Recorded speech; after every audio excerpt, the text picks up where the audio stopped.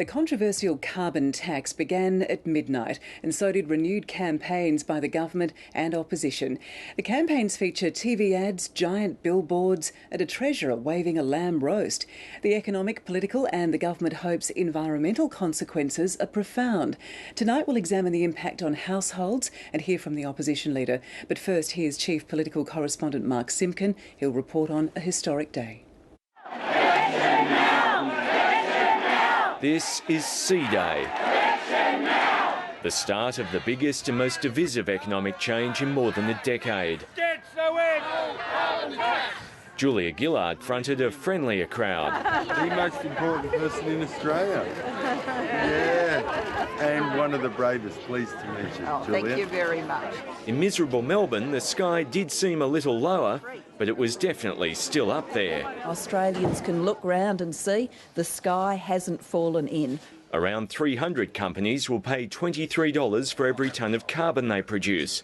The tax will flow right through the economy. Everything on this table is going to be more expensive under the carbon tax. There will be compensation, but Tony Abbott insists he'll repeal that and the tax itself. Great to be here in Melbourne today to officially launch my campaign to rid Australia of this carbon tax. He won't take carbon pricing away. He'll engage in a little fiddle, a little fudge to kind of pretend, but carbon pricing will still be here.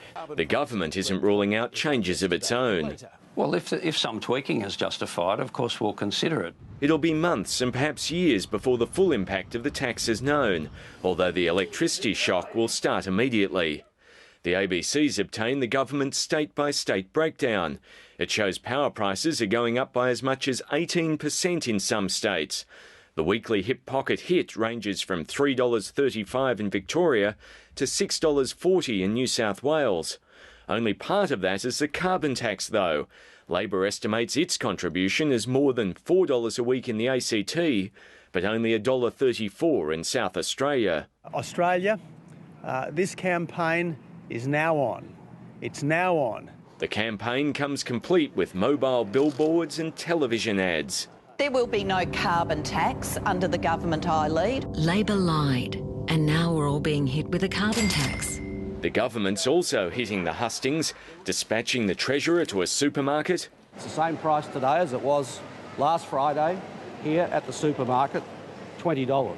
And 2 ministers to Ayala, the steel town the coalition warned could be wiped from the map. 3, 2, 1.